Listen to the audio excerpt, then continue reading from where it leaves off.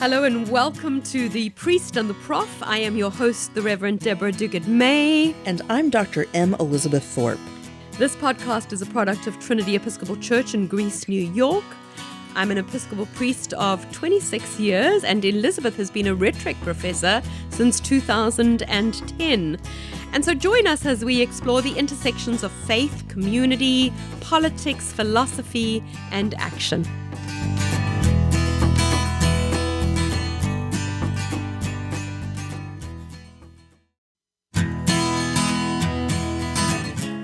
Hello and welcome to The Priest and the Prof. I am your host, the Reverend Deborah Duguid-May. And I'm Dr. M. Elizabeth Thorpe.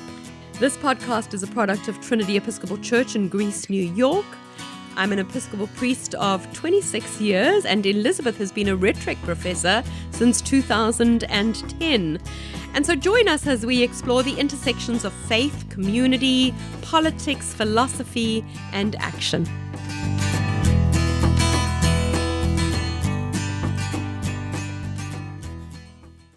This interview took place in September 2025 to describe a journey taken in August 2025. The discussion is still very timely today in June 2026. Welcome. So today I want to especially welcome Linda Ketchum and Paul Pompili. They are both members of Trinity Episcopal Church here in Greece, New York, which is a suburb just outside of the city of Rochester. You will recall that Elizabeth and myself have in past episodes discussed the issue of immigration, agriculture, work, poverty. Well, today we will be having a discussion and conversation with Linda and Paul, who recently participated in what was called the Journey of Empathy Caravan in early August, which really touches on all of those above issues and podcasts. So welcome to you both. Thank you. Can you begin by telling us just a little bit about what the Journey of Empathy Caravan actually was? Sure. The Journey of Empathy Caravan, it was a series of events to raise awareness of the value that immigrant workers bring to our economy in New York State. So from August 2nd to August 9th, starting in eastern Long Island, a caravan of cars and trucks and vans traveled westward to the Hudson River Valley, then up to Albany, and then the North Country up to the St. Lawrence River near the Thousand Islands, and then down through the middle of the state, through the Finger Lakes region, then to Rochester, and we ended in Buffalo. So we traveled 1,000 miles. Wow. Yeah. And had Incredible. 50 stops. Mm-hmm. So the stops included visits at churches and synagogues. We had meetings with farmers and worker support groups. We had prayer vigils outside of 2 ICE detention centers. So it was all organized by the Rural and Migrant Ministry. So, and then one thing to know here, in addition to, expanding the empathy for immigrant workers, the event was also called Save Our Rural Economy, to raise awareness that we need immigrant workers for the health and survival of our economy. So the farms and the vineyards need them, the restaurants need them, the landscapers and gardeners that made the Hamptons so beautiful, and our healthcare system. They all need the immigrant workers. The list goes on. Right. And I think for people who are outside of this geographic area, when they hear New York, they probably think of New York City. I remember before I moved here, I just thought New York was a big city. And then I moved here and I was like, oh my gosh, most of the state is actually rural, which I think Right. many people who may be listening in on this podcast are not aware of how rural the vast majority of our state actually is. You mentioned Rural Migrant Ministry. Can you share for our listeners briefly what the Rural Migrant Ministry really is and what it does? Yeah, it's an organization that started in 1981 by a group of churches. There was a point where the migrants around that day, they would go to work in the farms, and their children would sit alongside the farm because there was nowhere to bring their children. So what a lot of the local people did is they got together and they built a child care center, a daycare center. And that was 1981. And that's basically how it got started because the farm workers needed childcare.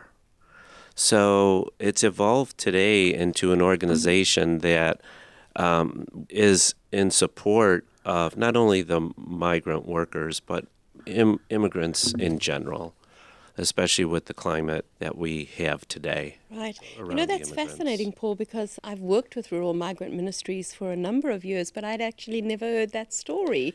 And isn't that beautiful just to hear how local communities see a need, respond to the humans, around them? And what was surprising for me personally was that story was one of the very first ones we heard on the Caravan, and it was in the East Hamptons. So when most people hear the Hamptons and the East Hamptons, you think of all this wealth, and Right. that's all it is out there. But we started there and learned very early on for a reason.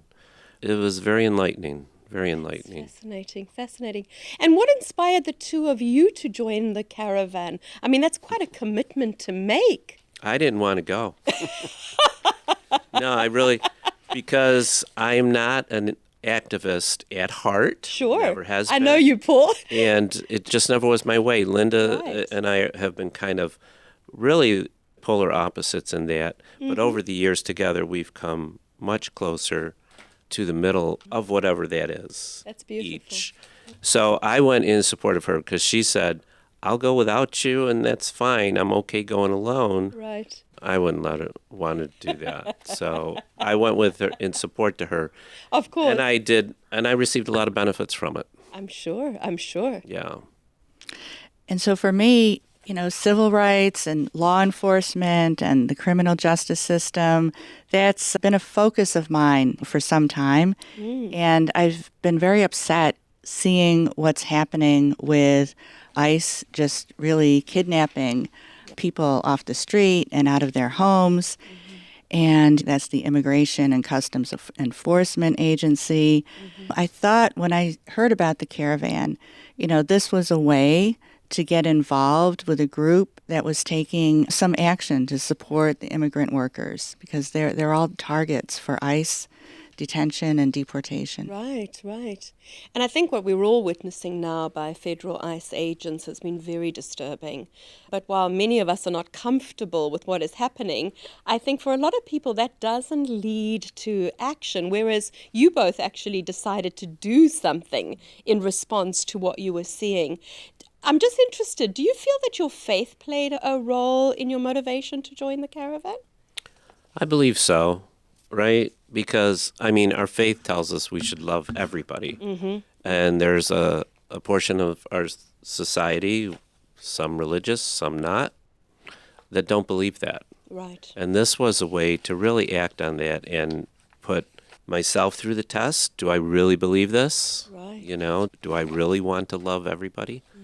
And so I think that was, for me, regarding the faith, that was probably the biggest thing, is that we are all human beings. We're all people. We have our own beliefs. We have our own faiths. We have our own everything of everything, so to speak. And it's not up to me to decide, I'm going to go with this one, but I'm not going to love this one. Right. It's up to me to just be as loving or understanding, or there's so many words you can probably use to describe it, as I possibly can, and just be the best at it that I can. And I think somewhere that narrative is being lost in our culture at the moment in the USA, but also in other parts of the world, where we're seeing just the rise of almost the legitimation of hate speech, the capacity to be able to say, I hate my enemies as legitimate, and I think for many years we worked under the assumption that to love everybody is actually the way we're called to be. And I think that's really being eroded in our civil discourse now in a way that maybe it hasn't in the past as much. Yes, I think even the word empathy is being mocked by some people. Notice that in the beginning, Linda, because with the Caravan of Empathy, and I thought, wow, nowadays even the word empathy is often being seen as a negative thing, Yes. It's just so, I don't know, it's so perverted and destructive. And a distortion. Yes. Such a distortion of common... During the Caravan with the signs on our cars, Right. you put yourself out there. You do. I mean, you're out there and there's all kinds of people. Most of them really were welcoming, beeping their horns. And one town we rolled into actually had a band out on the sidewalk. But then there were the other side of it that harassed us and heckled us. And there was one stop where guys driving the car around the gas station, yelling out the window, just being as bad as you can be. Wow. But that was the only one of that Right, type right. during the whole week. So you have to kind of expect that. Yeah, And for sure. And Linda, I'm interested in your faith, how that may have woven into this experience. Well, being a member here of the Episcopal Church, we have been supportive of the rural and migrant ministry in Western New York. And so this was a way for me to see, how does it operate in the rest of the state? And I'm also very drawn to interdenominational and interfaith activities. So the idea that we could be with people from many different churches, that we were going to go to some synagogues, that was an appeal for me also. Right. And would you say that's partially what was behind your decision to do the entirety of the caravan? Because if I'm right, you could choose to just do a portion when it came through your community, whereas you both chose to do the route in its entirety. I tried to talk her into just doing Rochester. Yes, most people, I think that's how it was promoted. When the caravan comes through your area, please join us for a few stops. And when I saw the schedule, I just thought, this would be an interesting way to take a road trip through all of New York State. I love that. Let's see it. And I'm glad we did it this way because, Paul mentioned the signs on the cars. So, that's the first thing we learned. We started at St. Luke's Episcopal Church in East Hampton. And when we got to the parking lot, people came up to us and they said, we'll help you decorate your car. And we said, what? And because we didn't know what to expect. So all the cars had big signs. They said, who will milk the cows? Who will pick the apples? Save our rural economy. Have courage. Have empathy. So the experience of actually traveling from place to place, from city to city, town to town, with the core group was very special to us. Yeah. Sometimes when we left at the beginning, there were, I think, about 20 cars and trucks. Right. We were in some places out in the country where it would be 5 or 6 cars, and we went together. We had our lights blinking so people knew we were in a procession. Right. And then when we got to Rochester, we were up to 34 cars at one point. Wow, that's incredible. That really is. I'm interested, was there something that you experienced or learnt or heard during this entire caravan that really stands out for you? One thing I learned that still will stay with me probably for the rest of my life is I should have known this, but it brought it to the surface, how scared the immigrants are to even come out into public. They don't go to the grocery store. There was one woman at one of the detention centers. She waited until our next stop, which was several miles away, to tell her story of people she knew that was inside that detention center, that when they went in, they were able to work and they were physically able to do work. And when they came out, they were basically in a wheelchair. From their experience? Yes, inside the detention center. So that the abuse that took place. I think that's the assumption you take out of her story. But she was so afraid to say it to tell that story while we were there at the vigil at that detention center. They're very scared. I mean, there's volunteers that go to the grocery stores and get food for them and bring them to them. Those people go through training on how to deal with law enforcement if they get stopped, because law enforcement is aware that this is going on. It's a horrible thing, and it really makes you stop and really think how fortunate, in my case, how I am to be white-skinned. Right. Very right, much so. right. Because we know that this isn't happening to immigrants. They're not taking the who are immigrant from Ireland Italians and or Ireland. exactly. They're taking everyone that's a black and brown skin, Yeah. and it's a terrible thing. Right. You know, just to add into this, I recently had a family stay with me who actually were documented. They have legal status here in terms of asylum, but they were so petrified because people are being taken up whether they've got legal paperwork or not. And they were so petrified their children were going to be taken from them because they had a newborn baby and a little 4-year-old. And they've subsequently just left the country. But again, those are agricultural workers who've left again, even though they were documented, because it's just become too frightening to stay. Yes. Yeah. Wow. And those workers are highly skilled workers as well. You know, that's one thing that we learned. We stopped at an agricultural center. It was called the Chester Agricultural Center in Orange County. And a farmer spoke with us, and he made a point of telling us, you know, we were looking out on the farmland. And he said, there's about 270 acres here. And he said the immigrants who have farmed this land years ago, they were British, Dutch, German, Italian, Polish, and Irish, and now, more recently, they are Jamaican, they are Mexican, and they are Egyptian. And he said they are highly skilled. Nobody should think of this as unskilled labor, that you could just send, you know, anybody in and they can do what they do in a day. Oh, absolutely. I mean, we forget how much of the agricultural industry is highly skilled, you know? Yes. Yeah, no, absolutely. Fascinating. And one thing he told us is that people think when you have crop losses, it's because of the weather or it's because of, you know, the economy. But he said often their crop losses are because of lack of availability of the workers, the immigrant workers that they need. Yeah.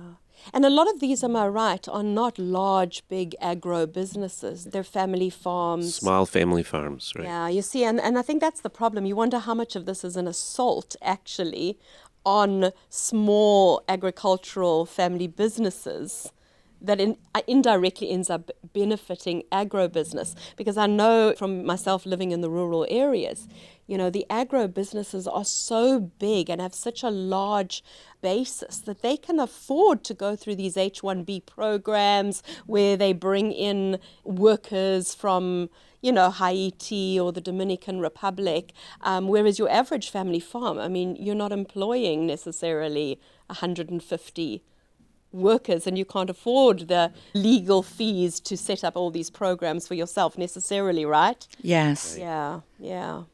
Yes, and speaking of money, there is a whole economy with this. I mean, another thing that we learned, we were at the Orange County Jail, which is actually serving also as a federal detention center.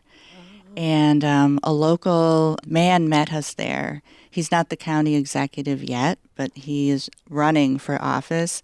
But he told us that the jail was built, it was originally planned for 300 people, but they built it for 800 for the express purpose of getting a contract with the federal government for immigration detention.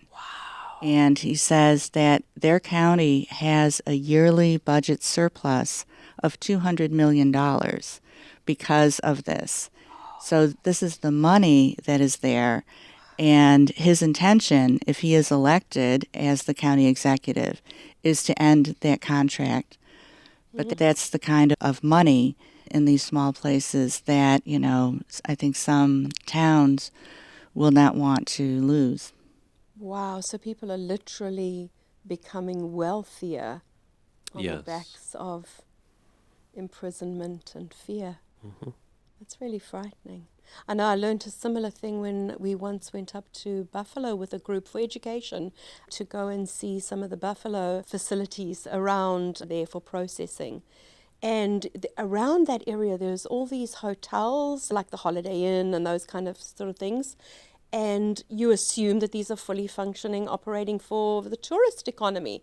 And somebody was telling us that no, they keep one floor for the tourist economy, but the rest have actually been converted into detention centers. And I was stunned because you're looking at all this commercial tourist infrastructure, thinking it's there to serve, happy holiday makers coming to Buffalo, when in fact behind those walls and curtains are just floors of detention holding centers, which I think your average person has absolutely no idea of. Was there something on this caravan that really connected with you from perhaps a faith perspective? Yes. I'm interested.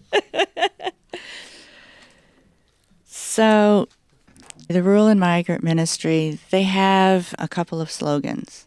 And one is, it's we, not they. And it's actually a hashtag that they use in their social media and their promotion.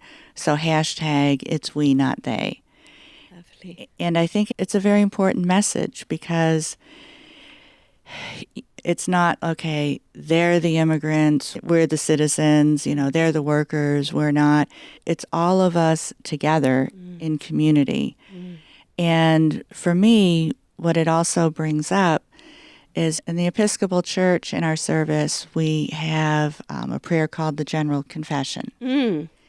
And in one version of that prayer, there is a part that goes, we repent of the evil that enslaves us, the evil we have done, and the evil done on our behalf. And I always think of that phrase, the evil done on our behalf, because I think we need to look at this as we're part of the evil that's being done here. We benefit from it. We need to try to do more to reduce it and to minimize it. But I think it's not right and it's not healthy just to look at it as, other people are doing bad things and we're not. We're trying to stop them. We're part of this system of injustice and exploitation. And I think it's a responsibility. Absolutely, and I think that's one of the advantage of churches like the Episcopal Church or some of your more traditional churches, is there was that real understanding that sin is not individual, it's collective. Sometimes we're benefiting and there's a complicity in a system, even if we're not active proponents of that system, we're complicit in it.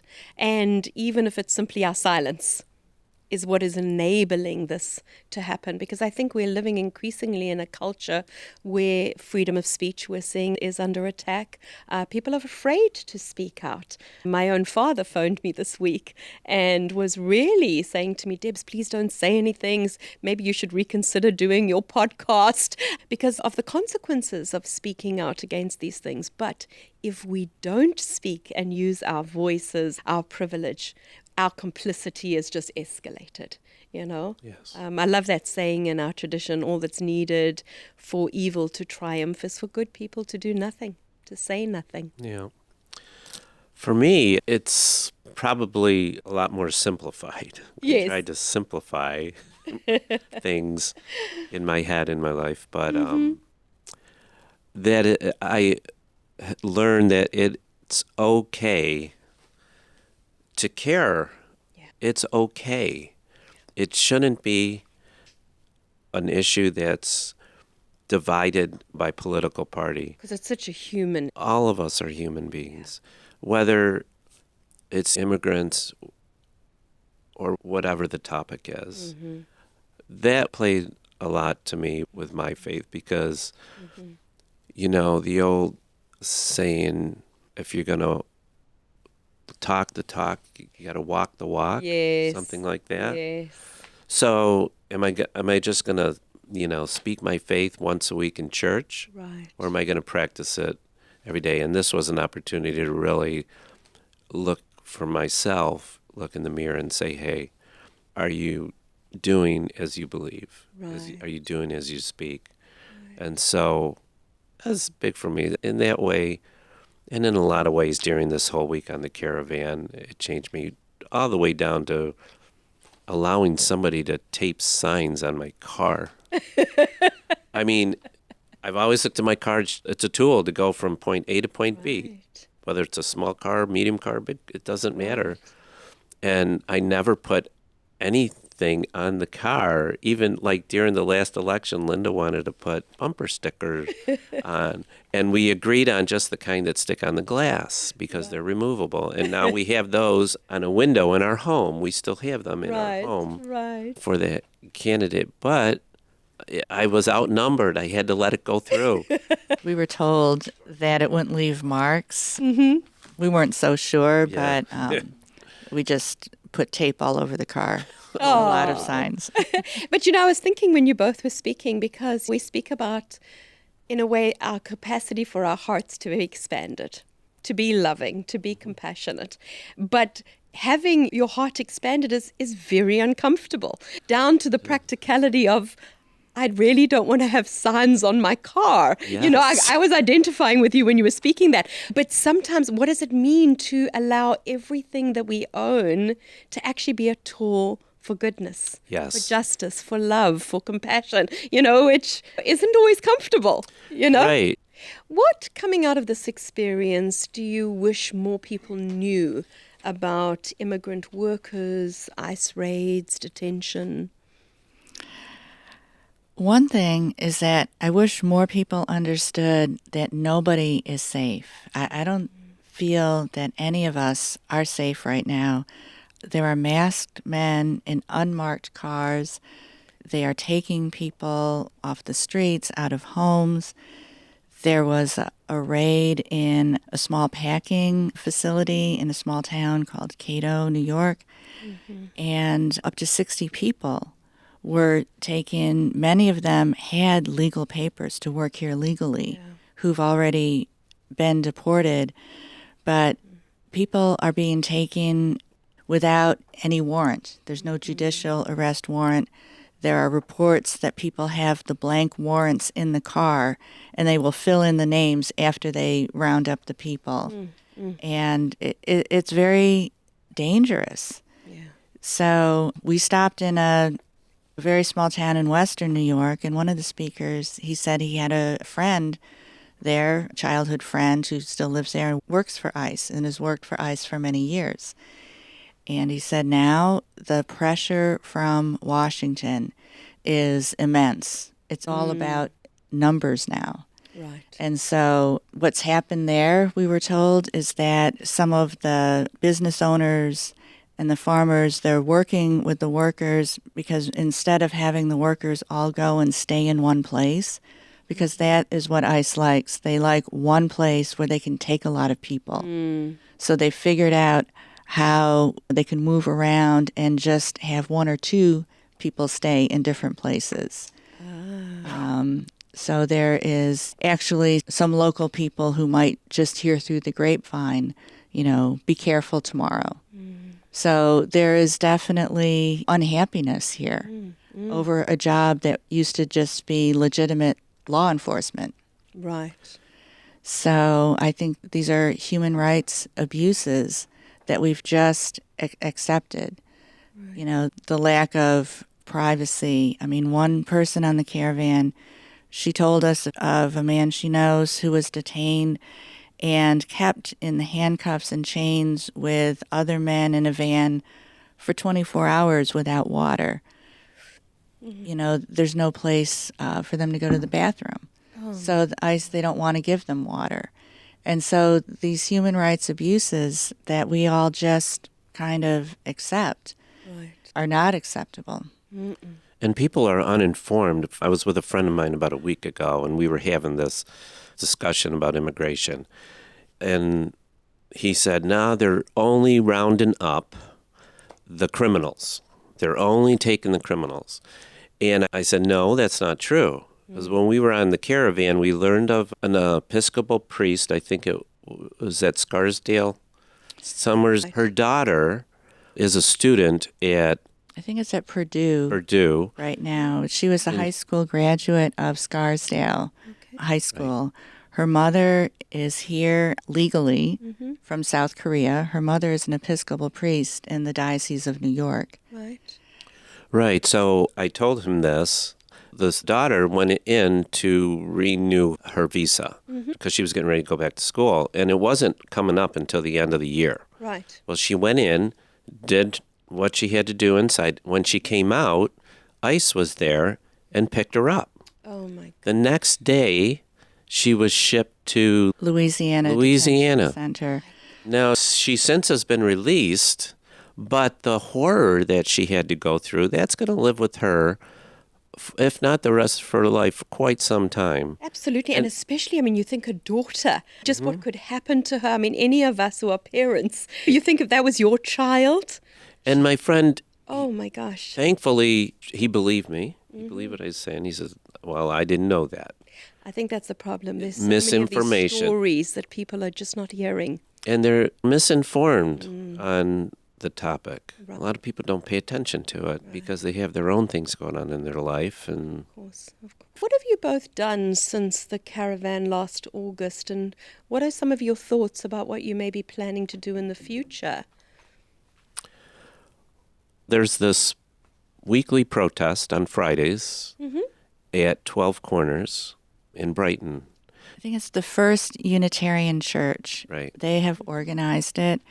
Because one thing that we learned on the caravan, there was a small town we went through where 6 Roman Catholics, they said, we stand here with our signs once a week in the town square, and we're just wondering, are we all by ourselves? Is anybody else with us?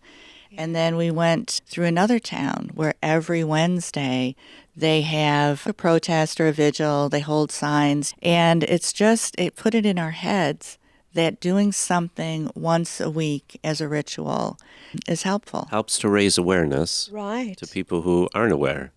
Right. So what we've been doing is we go on Friday. It goes from 5 o'clock to 6. Okay. And it's at 12 Corners. And each week there's a few more people there.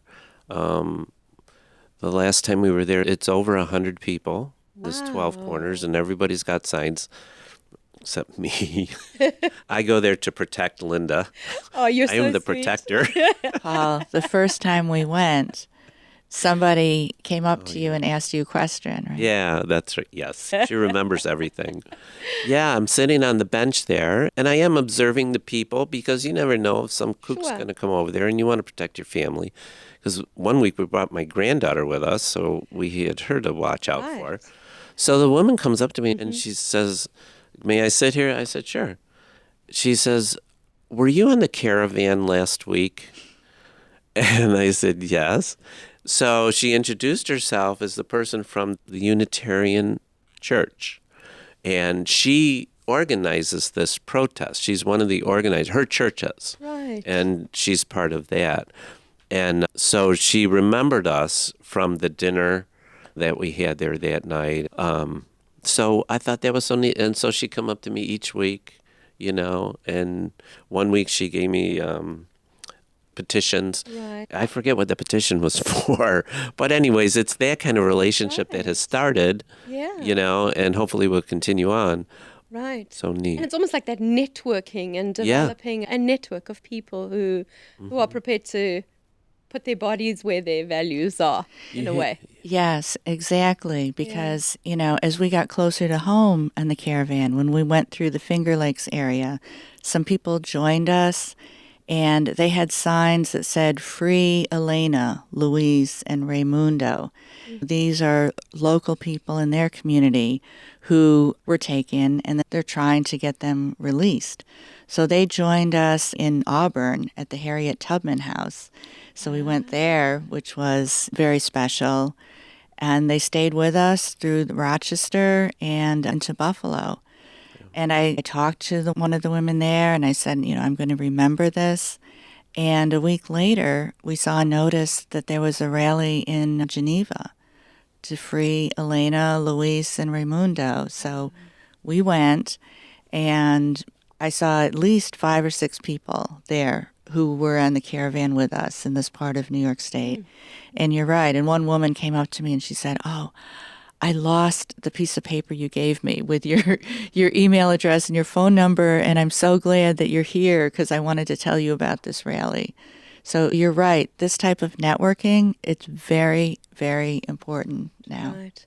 And I was just thinking as well, the fact that Paul's going to a protest once a week is unbelievable. If you know Paul, it's not who Paul normally is. But I was thinking, part of what's so important about that is the raising awareness, because, a lot of people, as you say, are just simply not aware of these issues if they're not touching their intimate lives. And a lot of people that may have these type of characteristics that I do in this topic might be afraid to go to one of these protests, know, because there's a lot of us that have been changed by the politics and the ongoings of our country in the last 10 years.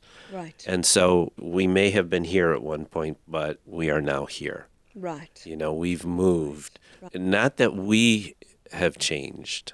We have changed. But the political landscape we've become more aware of a lot of the things that are going on. In this case, we're talking about immigration, which is huge. Yeah.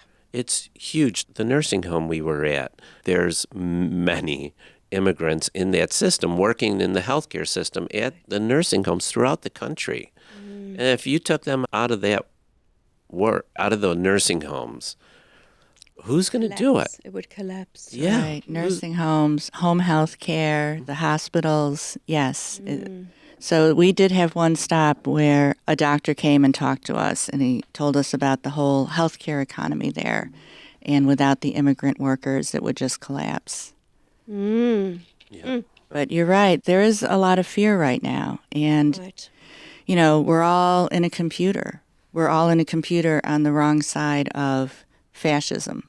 So that is true. And I've been thinking a lot about a movie I saw back in the 80s. We're baby boomers. So we grew up with a lot of the books and the movies about the resistance during World War II. And there's a French movie with English subtitles. The director is Louis Malle. It's called Au revoir les enfants. And it's about boys in a Catholic boarding school in France. And the priest who leads the boarding school, he also uses it to hide 2 or 3 Jewish students from the Nazis. And so it really is kind of a coming-of-age movie, but also it's not really a spoiler because you know how it ends. But the Nazis come in. They arrest the priest. He goes to a concentration camp where he dies. They take the boys. They find them. And it's based on a true story. This director, Louis Malle, lived through this when he was, I think, 11 years old in France. And so I think clergy now are all at risk of something similar if we don't stop what's happening. Yeah, we forget about the parallels in this story with history. We've been through this before, and we know it doesn't end well. Right. How can others support the Rural Migrant Ministry that was so foundational to this whole experience? So on their website, if you just go and search for Rural and Migrant Ministry, you can sign up for a newsletter. There's a way to donate. There are many activities there that you can sign up for. They have annual dinners. And then also while you're on the website, if you search for the Journey of Empathy Caravan, you can see a lot of the local news coverage that we had going town to town, and you can see the daily schedule that we followed. Lovely. Well, I'm so grateful to the two of you for firstly making that commitment to go and see and hear what too many of us just don't see and hear in our communities. And then, of course, for coming today to share a little of what you saw and heard and learnt. And I'm also really grateful to each of you who are listening into this podcast for your openness to hear the stories of people who are vulnerable in our communities, perhaps more now than ever. As Paul and Linda shared, I really encourage you to go to the Rural and Migrant Ministry website, but also maybe to consider becoming a part of the Rapid Response Network, which you can also get onto through their website. They offer multiple opportunities for training on how local individuals and communities can respond to ICE raids, how to help vulnerable families, and really just to become a partner for justice and hope in your own community. And for our international listeners, maybe some questions are, how are immigrants being treated in your country right now? How are your agricultural laborers being treated? Are you struggling with some of the same issues that we in the USA are facing? And how are you managing to make a difference with your voice, your body, your car, your faith? Please reach out and let us know. And thank you once again, Linda and Paul, for being with us today. Thank you. Oh, thank you for having us. Thank you for listening to The Priest and the Prof. Find us at our website, priestandprof.org. If you have any questions or concerns, feel free to contact us at podcast@priestandprof.org. Make sure to subscribe, and if you feel led, please leave a donation at priestandprof.org/donate. That will help cover the costs of this podcast and support the ministries of Trinity Episcopal Church. Thank you, and we hope you have enjoyed our time together today. Music by audionautics.com.